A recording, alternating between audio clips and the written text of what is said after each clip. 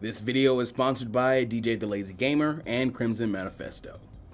Hey guys, and welcome to part 2 of 3 of the What If Naruto Was Not About Ninja miniseries. This one is called Guts, the samurai who smells of ramen broths. I'm not gonna waste any time setting up the premise of the project this time, as I did all that in part 1, so if you need a refresher, go give it a watch and then come back here afterwards. Before you do though, make sure you subscribe, turn on your notifications so you never miss an upload, and leave a like and a comment to make your view and this video's performance 4 times as effective. Now, a few of you familiar with samurai shonen or just Edo period based stories in general are gonna be able to tell a lot of my inspirations are Gintama, Samurai 8, even though admittedly not much as I actually haven't really read it, and it's actually about sci-fi concepts if I'm not mistaken. The Elusive Samurai, Champloo, pretty much all of One Piece's Wano arc, Vagabond, and even that one iconic shonen manga a lot of people find difficult to talk about or try and enjoy, since it can sometimes be hard to separate an artist from their art. Also, unlike last part, I am not going to set up a bunch of world building. The basics will be it's just Naruto using samurai swords, so much more straightforward and honor-bound Kenjutsu kind of combat. Shinobi and some Ninjutsu will still exist here, but they're more so gonna be the one-hit kill shot stuff, because you know, Shinobi weren't really supposed to fight, and if they did, it was supposed to be to assassinate, so it's gonna be things like the Rasengan, the Chidori, stuff that if you're gonna use, you know you're gonna take the opponent down. Otherwise, there aren't gonna be any clone ninjutsu, any substitutions, none of that kind of stuff, no genjutsu, any of that which kind of isn't really straightforward, you know, fighting combat is gonna be frowned upon and not really taught in this world. As for the lore here, most of the history of Naruto's world will remain very much the same. You already have the Land of Iron and Samurai there, so we're just kind of moving that to be the main setting of stories. Thus, Madara and Hashirama are born in the Land of Iron instead of Fire, and when they go out and achieve their ambitions, it is as samurai fighting for the same nation state rather than shinobi. And like I said, chakra and things like Kekkei Genkai still do exist, so Hashirama's Kekkei Genkai still manifests, but he mostly just uses it to create sturdy bokens or training swords, capable of withstanding his great power. He partially does this because he doesn't actually like to kill his enemies, and thus made a Kenjutsu style based around non-lethality, a special rarity among the myriad of different ways of war the samurai of the world have devised to use their chakra for, while Madara's Kekkei Genkai and power have evolved into a swift and merciless hand of dark justice, allowing him to see into the very soul and the weakest points of anyone's heart when he fights them, and basing his philosophy around slaying evil immediately. However, unlike Hashirama's original goal for peace in the main timeline, this time he sees the path to peace as much more largely paved through using order and unity, these also being important tenets in his Bushido code, and thus he sets out to unify the world under a single banner, alongside Madara, who in this world is both a more loyal warrior and someone whose code inclines him to agree with his friend. As such, I honestly don't see the two ever really coming into a real conflict, which means this would be a somewhat idealized timeline, at least for them. The tailed beasts also exist in this world, but as there aren't multiple nations, it is decided to simply seal 1 through 8 tails away in randomly and fairly selected children, who are actually held as heroes rather than being shunned, all eventually rising up to a special class to serve as the shogunate's special 8 demon blades. However, the 9 tails as the most powerful, hateful, and unruly is forbidden to be sealed in anyone, and every time it reforms a stronger hate than the last time, the world of samurai band together to kill it once again. And so time passes, as new generations and leaders come. The heir of the second shogun, Tobirama, and his right hand Izuna, is an easy heir to transition to. Being younger brothers of the first shogunate leaders, their rule hardly varies. The third heir is just as smooth a transition, as the new shogun Hiruzen and his lieutenant Danzo are the students of the second. But finally, great change comes in the fourth, as a shogun by the name of Minato Namikaze, supported by a descendant of Madara himself named Fugaku as his right hand, succeed Hashirama and Madara's legacy. However, for some unprecedented reason, Minato decides to break tradition and seals the 9 tails inside his newborn son. Instantly, the world turns on him, shunning he and his wife the Oida on Kushina as apostates and fellow demons on their world. But after successfully hiding their child, Minato and Kushina fight the very world itself. The conflict only coming to an end when they are captured by Fugaku and are forced to slit their bellies in order to stop the hunt for their child. Afterwards, Fugaku places the impotence of the next era of the world as being protected by their founder's legacy and philosophy: slay evil instantly. It is with this ideal that he raises his 2 sons, as he seeks for his firstborn, Itachijido, to become the next shogun, since he now serves as the lieutenant for the 3rd shogun once again. Itachi of course rails against this, and eventually abandons the shogunate altogether, becoming a ronin along with 2 former retainers of the 4th. Because of this, the second-born, Sasunosuke, grows up with a grudge against both his own brother and Narutaro, though he does not know that name. A decade passes in the blink of an eye almost, as Fugaku's second son, now seen as the shogunate's messiah, had become the leader of the police force by the age of 12. growing and learning from the past in preparation for his goal, and helping his contemporaries, making the new current generation of samurai the strongest in history. Now at the age of 16, the young man has petitioned his father and the shogun to allow him to start his pilgrimage, in order to find and slay the Nine-Tails Bear, as well as to track down and bring back the head of his own brother. The shogun thinks long and hard about this, as his gut tells him to send some of the 8 blades with the boy, but this offer is refused by both father and son, as it will weaken the shogun's defenses. So it is Fugaku who gives his blessing first, ordering his child to remain resolute in his pursuit of the villains. Seeing that he likely can't convince against this, the third shogun allows this, with the small hope that maybe this is the last step needed before a new peaceful era can begin. So alone is not to be weighed down, the samurai Sasunosuke Uchiha sets off into the world. His journey beginning first in the land of snow and iron, and quickly taking him further from his homeland than he'd ever dared steps. This realization makes him consider his mother, as it only now fully hits him that it could be a very long time until he returns and can see her or his father again. However, remembering his code, these emotions are cut down as soon as they arise. And as he travels across the land, these feelings are not the only things which are cut down, as Sasunosuke allows his blade to bite the flesh of random ronin and measly bandits at whenever possible, all the while practicing his way of the killing sword as often as he can, as he is aware the experience will be needed when it comes time to cross swords with his brother or the man wielding the demonic power of the Nine-Tails. Finally, reaching a sunny and green land known as the Land of Fire, Sasunosuke proceeds down a forest path, splotched and spotted with the pinpricks of light cast down from the warm summer evening sun, shining on the dense forest. However, a stranger, a broken youth, approaches from the opposite direction, one whom bears a sword in his hip and a travel bundle braced and held over his shoulder. Upon closer inspection, the Uchiha boy finally sees the golden blonde hair and whisker marks bared on the other boy, causing him to stop moments after they had passed one another, and in turn making the blonde stop himself. Sasunosuke then asks what school of swordsmanship the other man is studied in, but instead of an answer, the whisker-marked boy declares it to be none of the raven-haired boy's business, and that if he'd excuse him, he was busy bringing dinner back for his family, and would appreciate not being sidetracked, since it was going to be ramen.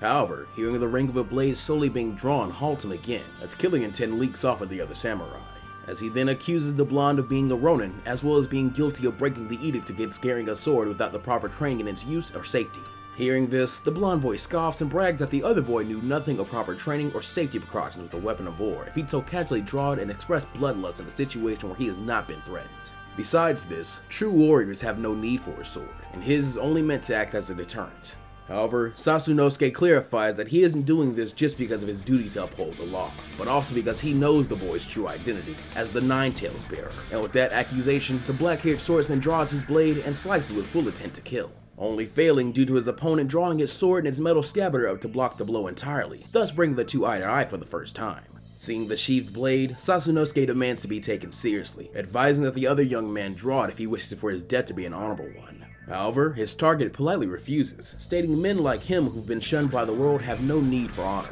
And to prove this, his free hand holding his bindle suddenly raises, allowing the little pouch of ramen ingredients to plop to the floor, thus freeing the stick for full movement, which is taken advantage of to suddenly come down and be cracked in two on Sasunosuke's head. While he reels from the blow, instead of retreating backwards, he drives his knee into the exposed gut of the blonde, with enough force to send him skidding back and create a gap between them. Remembering his station, Sasunosuke announced his name, title, and destiny, part of those stated ambitions getting a slight twitch of reaction from Narutaro, that the black-haired swordsman assumes is shocked at being hated long before this meeting. After an awkward cicada chirp-filled silence, the samurai demands the ronin give him his name, causing the blonde to sigh and rudely comply. Smirking, Sasunosuke then says he'll be sure they spell it correctly on his grave, as he suddenly becomes a blur of motion, declaring the technique to be his Shadowhawk's talon. In the next instant, having crossed the distance between them, and even drawn blood as his sword is already about to leave Narutaro headless, if not for the pacifistic samurai leaning back to allow the attack to sail harmlessly overhead. Growling in retaliation and channeling his chakra, Naruto swings his sheathed blade towards the ground like a club, and is able to send a cloud of dirt and high-speed hail of stones at the Uchiha.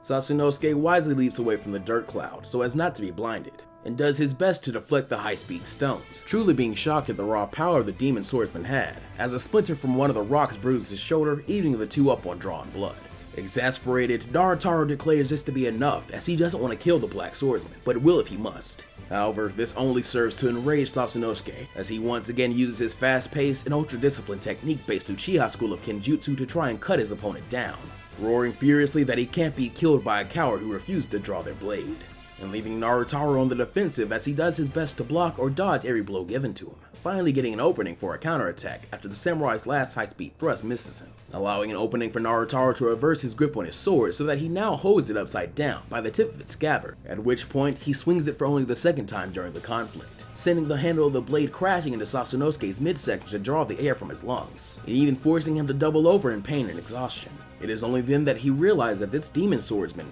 wields a broken and rusted sword, the blade looking to have been broken long ago, most likely. Snarling indignantly to know the meaning of this, Narutaro proudly declares that it was by the sword that his parents were slain. Of course he wouldn't actually carry one. More furious than ever, Sasunosuke pushes past the point of caring for his honor, and so frees his hand to weave shinobi signs, causing the blonde warrior to gasp in shock, as suddenly Sasunosuke's blade begins to crackle with electricity. And this time when he charges, it is at a pace that would make a lightning bolt appear like molasses, declaring that a demon has no right to lecture an officer of the shogunate about justice and morality, but if winning this battle means using techniques that require the discarding of his honor, then so be it. Narutaro tries to block the electrified attack, but instead of halting it, his scabbard is merely sliced through as if nothing more than a block of tofu, leaving him shocked both literally and physically as Sasunosuke goes for the killing blow. However, instead of his blade slicing clean through flesh, instead it is halted in mid-air, as Narutaro has formed a glowing ball of spiraling energy in order to cancel out Sasunosuke's shinobi assassination technique. More importantly, allowing him to catch and snap Sasunosuke's sword, which stuns the Uchiha as he prepares to roar the insolence to destroy a weapon used by his ancestor Izuna,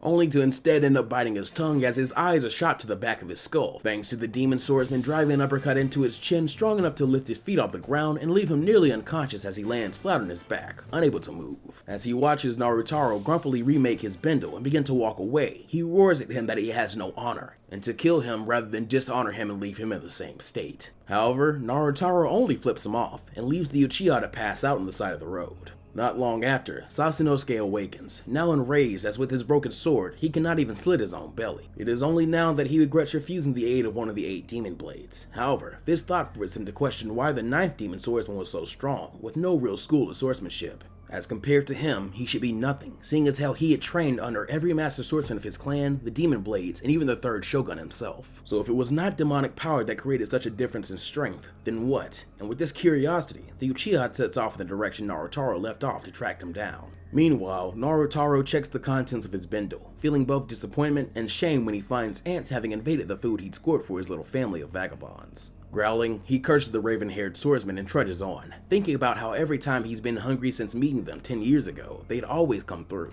He then flashes back to that time, back when he'd been cast out from all of society with no idea why. His only way of surviving the harshness of the wilderness initially being the kindness of the odd stranger or elder near the countryside who didn't know of his heritage, only to be inevitably cast out once again when the shogunate's forces would come to investigate rumors. Aside from luck, the boy had also been blessed with guts, willing to stare down and confront whoever for whatever reason, and thus turning the boy into a bandit by the mere age of 4. But only once he'd stolen his first sword did he truly live up to the name Demon, rusting the metal beyond repair with the rivers of blood he'd cast down, as his inner demon drove him to lash out with iron to express his hate. On that path, he'd likely have been found and slain if the men sent by the shogunate hadn't been particularly sympathetic to his plight. Their names were Kakashimon, the apprentice of his father, Obitosuke, a shinobi who'd pledged his loyalty to Kakashimon and his father, and finally, Itachijiro, a samurai whom had trained his whole life in order to snuff out Narutaro's. After giving the boy his first real taste of defeat, instead of blood, they offered him shelter, food,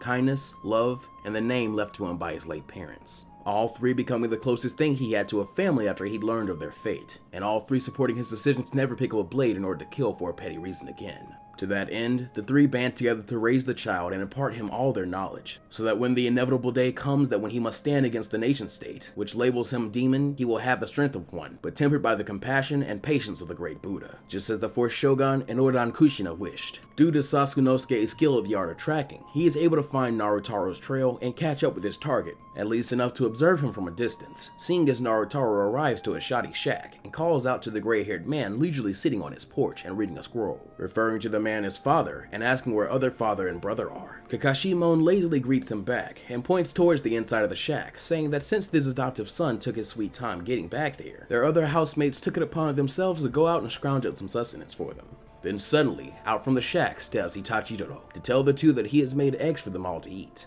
However, he freezes seeing that Narutaro's sword and scabbard are currently gone, though before he can question it, Sasunosuke reveals himself. declaring his intention to fulfill his destiny. But now unarmed and outnumbered, the result is the same, even when he once again relinquishes his honor in order to try and kill the assassination technique barehanded, only to be stopped by the family of Ronin, all working perfectly together. As they restrain him, the older Uchiha declares to his brother that he is ignorant of the true darkness of the samurai world, while Narutaro agrees, saying that if honor turns family against itself, he's glad he has absolutely none of it. But that, plus Ultra Fam, is where we'll be leaving this story off forever.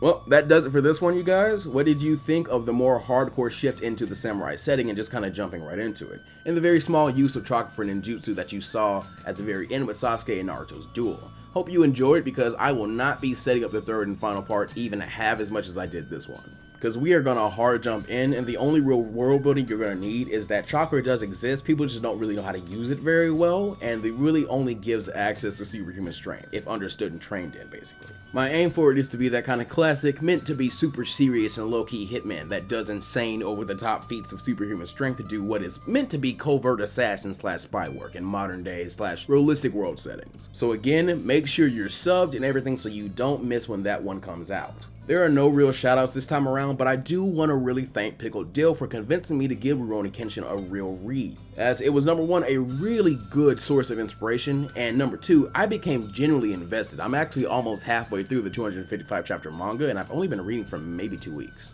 And aside from Pickle, thanks to Maxi Uchiha22 and any others who provided the renders used. That said, on to our amazing direct supporters of the channel and its content, the patrons. Crimson Manifesto, DJ the Lazy Gamer, Dominique, Knuckles OX, Pizza 15X, Aaron Winters, Narku, Normandy 1998, Jay Ray, Stephen Norton, Shao P, Anthony Canales, Daniel Smith, Inebriated, Infernate Beast 326, Jamal Hayden, Kevin, Adrian Carr, Samuel Viveros, Vegito Gaming 78, and Zach Haji. These shoutouts at the end are never enough to actually express how much you guys' support means to me, but if you would like to join their ranks and have your name read at the end of videos for $1, early access to all my content for only $5, or listed as a sponsor at the beginning of videos for $50 a month, then please do, as every little bit helps me to keep bringing you guys the great videos you like so much, like this one. However, that does it for today. So as always, take care of yourselves and the world around you, and remember to always go beyond plus ultra. And I'll see you guys next time.